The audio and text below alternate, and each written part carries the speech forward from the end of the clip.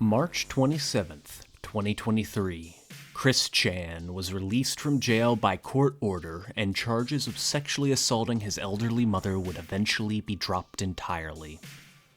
Since this release, Chris would both change considerably and remain utterly the same.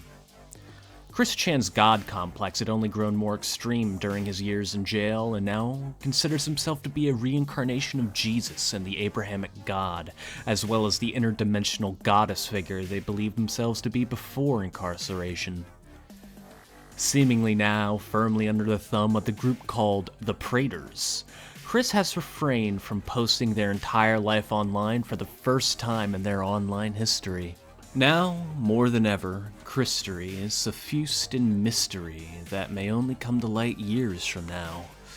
This video is not going to be a comprehensive introduction to Chris Chan and their sagas. Instead, it's going to be a look at the post-jail sagas, as well as an attempt to tackle the greatest mystery in modern Christory. This is the Second Coming. After his release from Central Virginia Regional Jail, Chris was seemingly institutionalized at Gateway Homes, a non-profit organization that most likely had Chris in a group home somewhere around Chesterfield County, Virginia. This is where a number of the Bigfoot-esque first sightings of Chris occurred at supermarkets he was seen shopping at. Later, Chris would go on to don disguises, wearing big hats, coats, and hiding their Sonichu medallion under their shirts, but to no avail. These post-jail sightings continue to this day. Many who have encountered Chris allege that they have a funky smell akin to feces. On August of 2023, charges were officially dropped, supposedly thanks to his lawyer filing an autism disorder deferred disposition, a Virginia law that provides alternative sentences for those with intellectual disabilities. I assume the group home was a part of this, but I am no legal expert. If anyone has a firm legal understanding of what happened in this case, please let us know in the comments. Only a few weeks into September, Chris's car was sighted in the Chandler home, which is utterly horrifying, as this leads us to conclude there is no protective order in place for Chris's mother, Barb. While there is no physical evidence of this, it was alleged that Chris was seen hugging and kissing a blonde woman who would quickly become the greatest mystery in this current era of Chris Chan. But we'll talk about her later. This may have been an attempt to return to living at the Sonichu Temple, but thankfully it seems that attempt failed. Although he would return several times, he at the very least isn't living with Barb. But nothing about Chris remained secret for long. Through his best attempts to hide his location, the trolls discovered that Chris is living in a house owned by the leader of the Praetor group called Caden Michael Peck. In a future interview, Chris claimed to be paying rent in his current lodging. This is but one of the many signs that Praetor's stranglehold on Chris's life is as strong as it's ever been. But who are the Praetors? While not going into too much detail, as going over the history of the Praetors and Chris would be a video unto itself, the Praetors are a group that monetize Chris and the merchandise they've created around him. After the fallout of his incarceration and it was revealed what he's done to Barb, all the factions save for the Praetors disbanded, and they remain to this day. Chris Chan's return to the internet was in October of 2023, where Chris would upload their first video in more than 2 years, appropriately called Jesus Christ Chan Sonichu Prime Resurrected and Returned. It is 10 minutes of incoherent singing of a Pokemon song remix, and the deranged messages to his audience interspersed throughout. Take a look. This is the boss, and I'm sick of waiting. Get your crap together and stop following those twerps.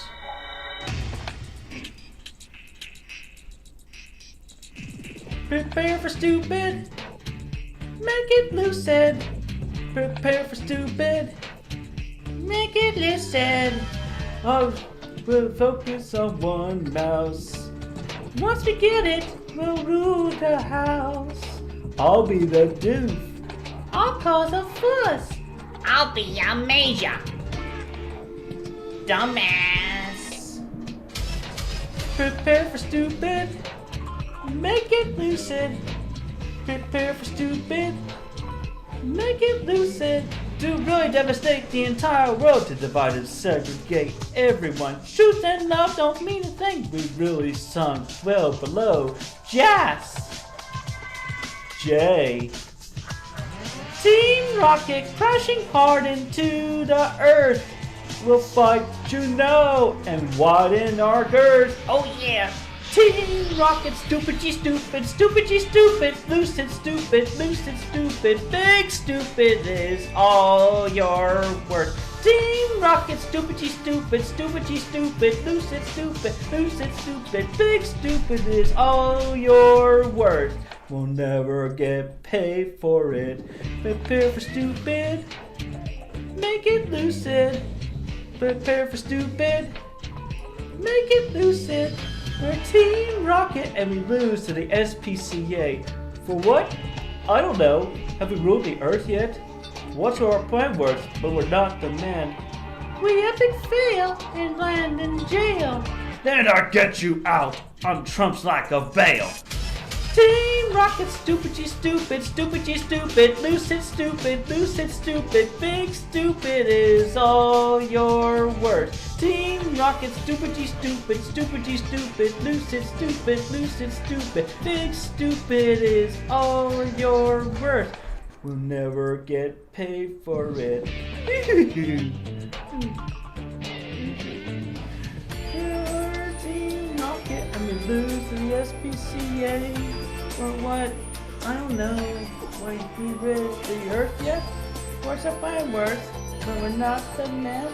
We epic fail and land in jail.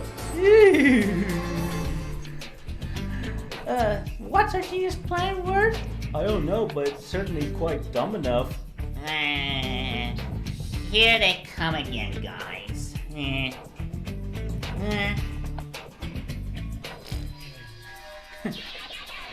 Team Rocket, stupid, lucid, stupid, big stupid is all your worth. Team Rocket, stupid, lucid, stupid, big stupid is all your worth. The production quality is higher than it has ever been. This is certainly due to the influence of Prater, marking their collaboration and control of most of Chris Chan's content going forward. While I don't think there is any direct evidence for this, the green screen and the editing take far more skill and knowledge than Chris has, not to mention that in the video's description are links to the Prater shop. I don't think it's deniable that Prater is now responsible for all future uploads and streams, and perhaps more in Chris's life. Chris uses this chance to proselytize and preach about their self-insert religion. Yea and merrily to everyone. Welcome to this. That song you just heard, that was dedicated to all the lingering and lost toxic haters, fakers, and darkest sinners that came from the 12-18 half of our earth that has been bugging us for the longest of time. And why are they still lingering? You're not supposed to be doing that. Come on, get out of the picture already. You're long gone. Anyway, yes. With the ultimate miracle chaos control, I ascend and make my return to the internet in all that is good and well-being. I am divine and connected to everything, and I know and not know at the same time, between the consciousness, the subconsciousness, and the unconsciousness. I know all, I see all, I foreknow all, I've been there, done that, everything. So now, with that, we're still amidst our Dimension Merge completion and the moment of Futurast. As you shall learn shortly enough with the events that happened back in late February 2006. But for now, we are on the road. Now, I don't want to have to force you all to listen more of Chris Chan's singing, but I've noticed something interesting. I haven't seen anyone talk about this before either. He turns his Sonichu medallion around. In the past, Chris has used this as a sign that he was under duress and being forced to do things he wouldn't otherwise want to. What do you all think? This isn't the last time he'll do this. He wears his Sonichu medallion around in public sometimes as well, from what I've noticed. Post in the comment below what you think. On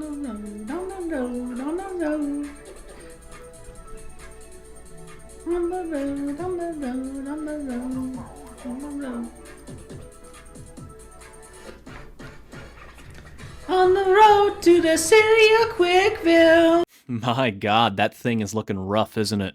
I think it's a metaphor for the state of Chris themselves, a deep filth seeping in on full display for anyone who looks. Perfect. So yeah, I'm back. I'm proud. I'm more motivated. I got the boundaries set. So later, haters, fakers, y'all gone. We're sticking with good positivity, light power, and righteousness. Keep on zapping it up. All the good ones, the good light power and righteousness. You all continue to do excellent and very well. I know so, because I've got all these crosses on the palms of my hands and the images and the etchings of where I have been hung on that cross back in Nazareth many a millennia ago. See y'all later. Soon after this video, Chris would make another with a dramatically different tone. The video called Setting the Record Straight, There Never Was Any Sex Involving Me in 2021. Chris appears visibly drugged in this video, and they are clearly reading off of a script. Chris adamantly denies assaulting his mother and blames Bella, one of, if not the most heinous troll in Chris Chan's history. According to Chris, the reason they went to jail was to suffer for our sins and troll Bella themselves. Hey everyone, Jesus Christy Western Chair Sanchi Prime here. And right now I'm going to set the record straight. So just so y'all know, straightforward and blunt, to the point. The reason I went to jail, the charge I was charged with, I was innocent. There never, ever, ever, ever, ever was any sex between Barbara and I, period.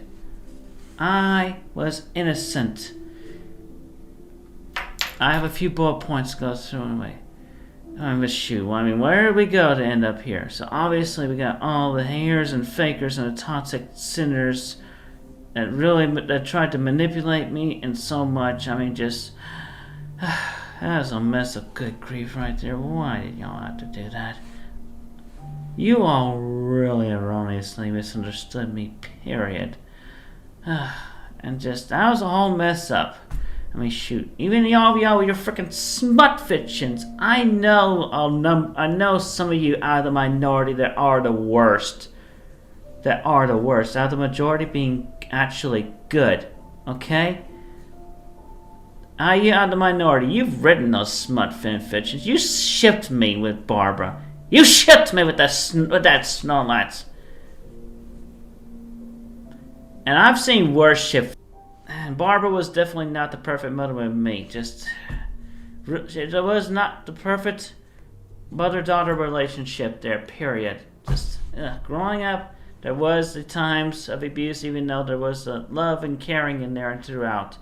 But that was a whole different kettle of fish right there. But yeah, the bullying, the terrorizing, and all that, they really fucked me up. I feel so... Just enough said right there.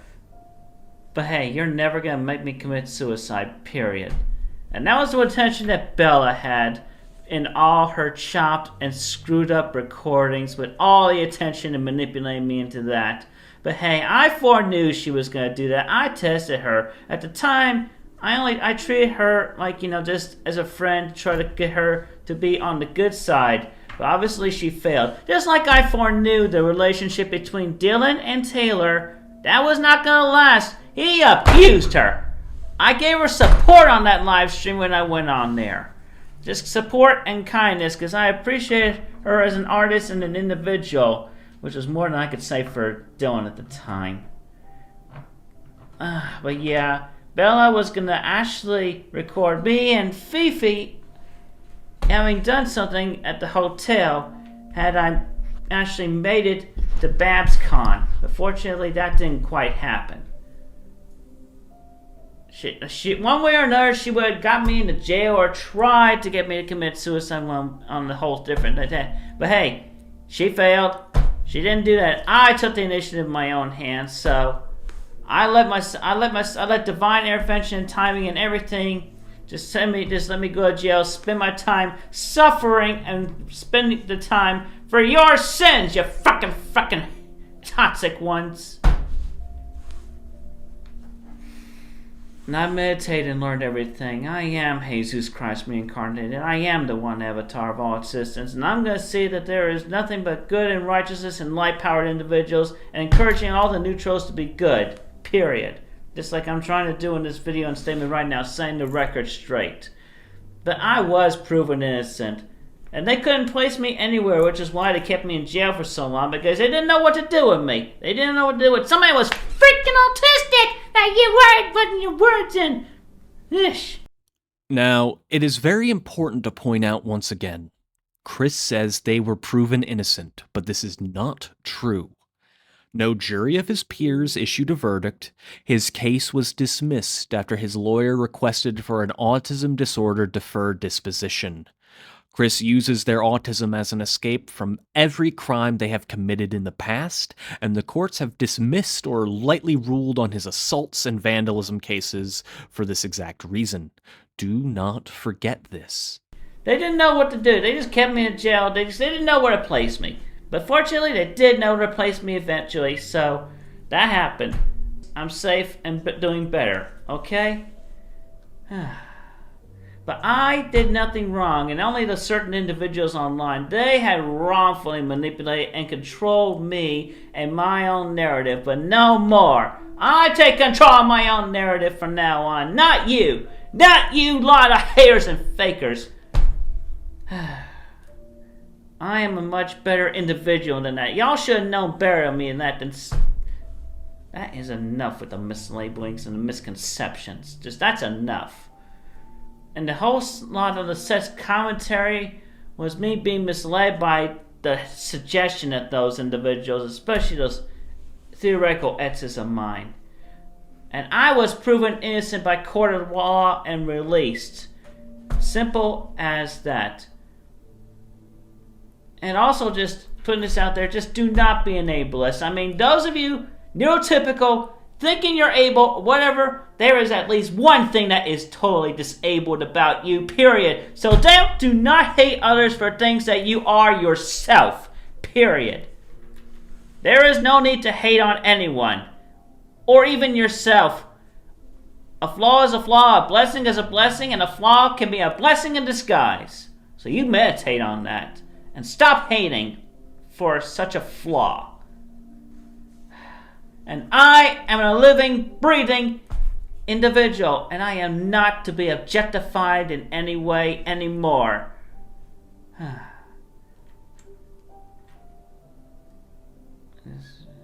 yeah, in that, Bella was the real sex criminal in that. She really wanted to try to get me in something. She's the real criminal. Fucking bitch! Calling her out! Call her out! Isabella Jenkins. She's the real sex criminal, period. She did a whole mess of adulteration and manipulation and things in her own words and attitude and insinuations and everything. Okay? Do you remember how I mentioned Chris was spotted with a blonde woman earlier in the video?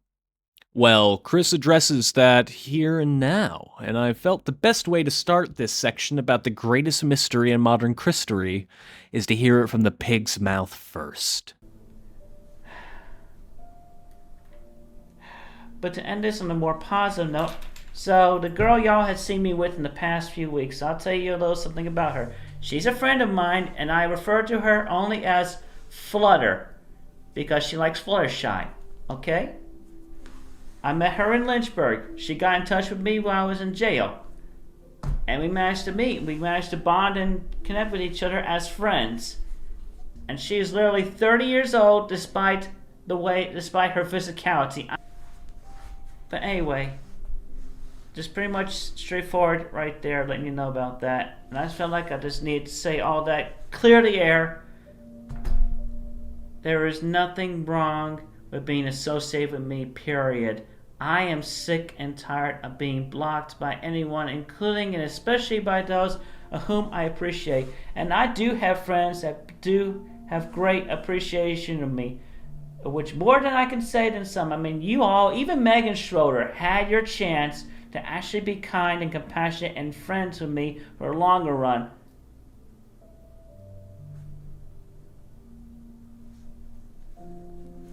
That's enough said right there.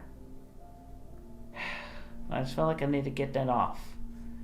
Otherwise I might have had a sleepless night.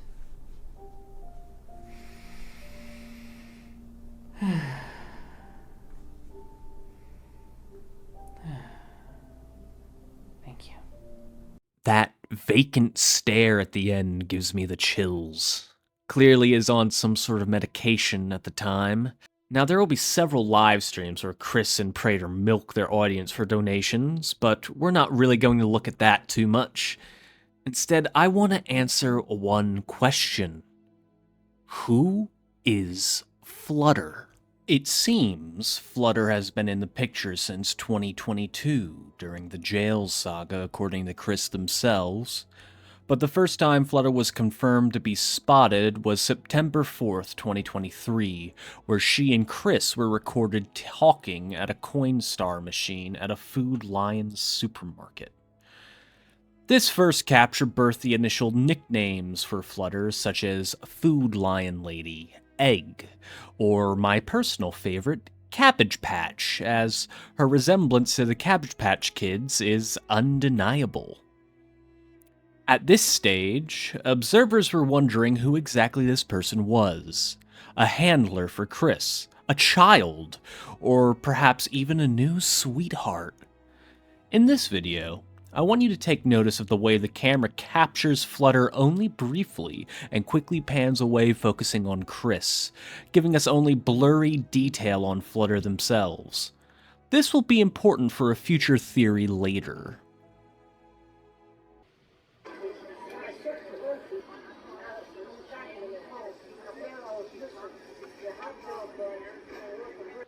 Sorry about the quality there, it seems the original's been taken down as far as I can tell. But over the next 2 weeks, several smaller sightings occur, like this one at a Walmart. But then things deepen a bit. In a now deleted Reddit post, pictures from a CCTV camera of Chris and Flutter embracing at a CVS were uploaded to Reddit. The author had this to say: Chris was all over that woman. Just kept touching her and had her hand on the back almost the whole time. She doesn't look young. She 100% looked uncomfortable. She seemed uncomfortable and kept her head down mostly. I can't say whether she was just uncomfortable or if she was low functioning. Seemed like he was kind of leading the shopping trip. He also was very close to her at all times. Coworker asked if they needed help. Chris made sure to step so that he was between my coworker and that girl. She paid. Regardless of Flutter's intentions, I think there is little doubt that Chris wants Flutter to be his true and honest sweetheart. In the past, Chris has violated boundaries of women in his life. Look at Megan Schroeder, or his own mother. And despite him claiming that she was just his friend, well, he was certainly getting rather physical with her, wasn't he?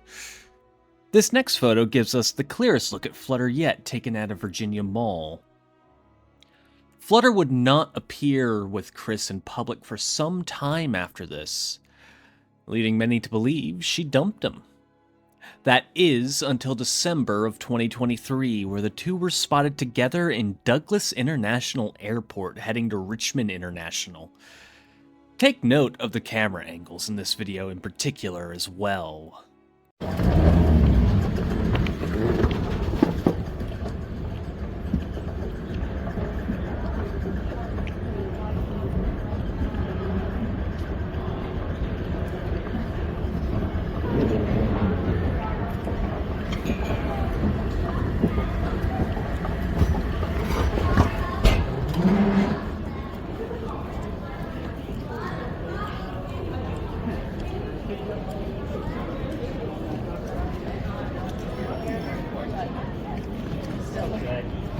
Hey, excuse me. I'm sorry to be rude. I know that you probably get noticed all the time. I'm not. Yeah, no pictures, please. No pictures? I understand. I really love Sonic 2, man. Yes, thank you very much. It was nice meeting you, Christine. Some additional caveats with the Reddit user who encountered Chris and Flutter here. They were apparently on a phone call and managed to somehow record the audio of the moment that Chris met Flutter at the terminal and called out to Flutter by name. The audio is hard to make out, but sounds like Chris is saying Allie or Alice. Very convenient. This user just so happened to be recording their phone call at this very moment. Go ahead and take a listen and tell me what you think. That same day, another Redditor took these pictures of Chris and Flutter at a gas station, Flutter barely seen in the passenger seat. The next day, Chris and Flutter are photographed at a restaurant, only the back of Flutter's head being captured. In January, Chris and Flutter are spotted again at Animate Rayleigh, an anime convention. Nearly a dozen photos, and not once is Flutter's face captured. The closest we get is a side profile. You'll notice she started wearing a face mask to help obscure her identity as well. Although we did get this clip of Chris talking about spirituality to some panelists here. Hi, what's your name? Hi, I'm Christory. So my favorite episode of all time would have to be Video Ouija. Split up circle sounds. But hey, what I suppose was portrayed in the show, the video games, or the one video game really, and the movies. How do y'all feel about the metaphysical and everything along that lines? The metaphysical? Yeah. What's your spirituality? All religions, I'm multi-religious, and I got the rainbow aura and everything. So they're...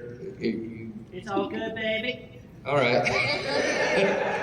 Well, you know, Christians are always known for their tolerance.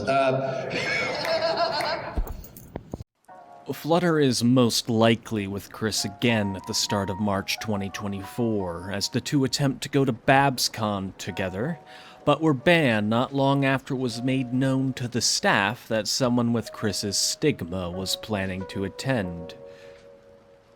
I believe Flutter was most likely with Chris, thanks to this email chain between him and the event coordinators.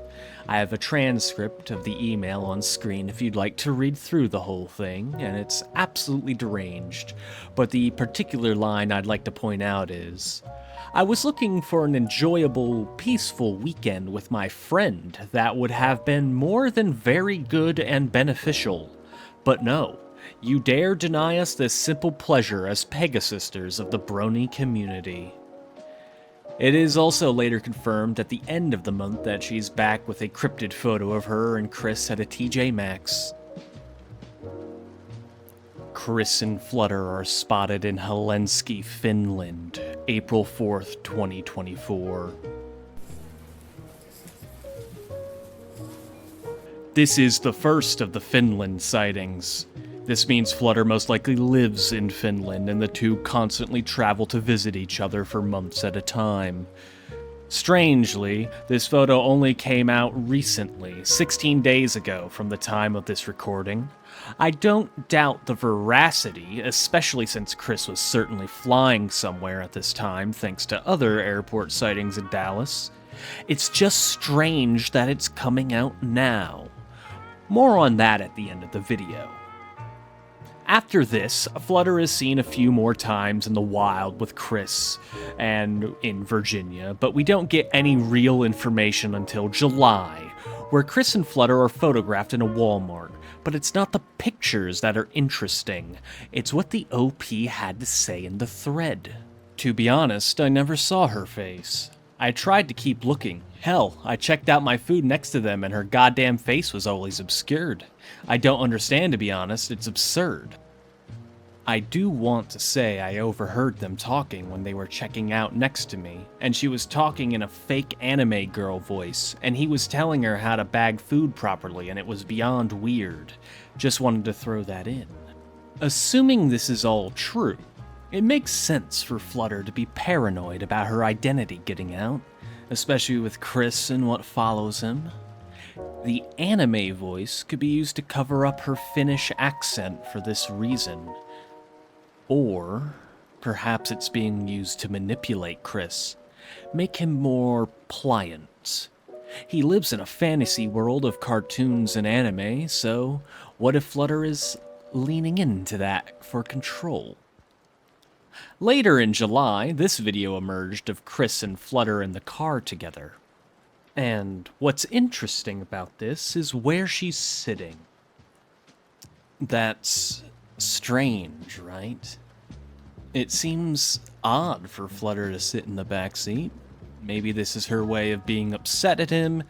It didn't seem like the car was too full of groceries or anything. That could even be used as an excuse to sit back there. Perhaps you could chalk it up to Magi-chan calling shotgun. But I think this hints at a deeper issue between them. Alright, let's break it down. Who is Flutter? Is she Chris's true and honest sweetheart, who became obsessed with him after his incarceration, started writing to him and developed a relationship? It's not the first time something like this has happened. There have been other women that have developed a genuine interest in Chris. Unhealthy, sure, but can you really be mentally healthy if you're into Chris after what he did? Or is she an agent of the Praetors, a wrangler, someone meant to feed into his delusions to get him to be more agreeable? Chris is notoriously slothful and hates the streaming, the craft work, and anything else the Praetors want him to do for the sake of their sales. But if Flutter were to insist upon him doing work, for whatever reason she might give, like coming to see him, well, ladies and gentlemen, that line of thinking has been Chris's only motivation for his entire life. I believe firmly it is the latter, and we have enough evidence to come to an educated conclusion. First, let's look at all the cryptid sightings to come out. How many of these have had Flutter obscured? Sure, it makes sense that some of the time she'd be able to keep her face out of the way, but it's nearly every time. I don't buy it. I believe a lot of these photos are staged by Praetor, but why would they do that? I don't have the answer, but I have a good guess. It's to keep people talking about Flutter, and not what Chris did to Barb. It seems a lot of those watching this story are eager to forget what happened. It's an ugly thing, and if everyone was still talking about it then, well, would they really be selling as many Sonichu medallions as they are right now? Secondly, let's talk about the strange ways Flutter has acted around Chris in a romantic sense. Albeit there isn't much. The one time we see Chris being physically touchy with her, she is uncomfortable and not pleased, recoiling. Then there's the car ride in the back seat. I don't think she likes Chris at all. She puts up an act for Chris, does the waifu voice for him. But when the cameras are off and they're not in public, I think she's more distant and disdainful of Chris, but that's just a guess. Regardless, Chris is head over heels for her. Finally, the money. Maybe Flutter is rich. We know Chris certainly isn't. But Prater? Well, do they have the money to front all these flights and convention tickets? They bought a house for Chris to live in and stream in. Sure, he pays them rent, but look at this place. It costs them more than $200K, according to the Kiwi Farms at least. If they're willing to put that much money up for Chris, then they are making even more money from his content, hand over fist. One live stream of his makes almost $1,000 in donations. To tell Chris he fucked his mom over TTS or something. They have means and motive to do this. In conclusion, I think Flutter is involved in Prater to some degree. Maybe not at first, but it has to have developed this way.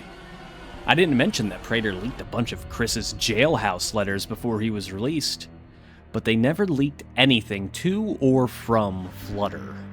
But it would make sense for them to go through Prater to get to Chris, and vice versa, with her being in Finland and all. This could mean that Prater got a hold of her, talked her over, maybe, paid her even, and once Chris was surprisingly released, well, now they have the best wrangler they could have asked for. Or maybe she was always on Prater's payroll, and that's how this all started. What do you think? It's always been a complicated web when talking about Chris Chan, and even more so the people around him.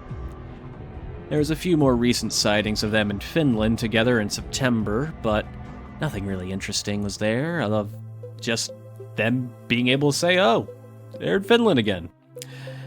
If you made it this far, please consider throwing me a sub. That'd be cool and help me get this little hobby of mine in front of more people. I am absolutely going to speed up my content production. I went through a big move and I'm getting back in the swing of things. I'm thinking Cobra next, but mostly focusing on Jessica and where she is now. Well, everyone, this is Bizarre Archives, and I'll see you later.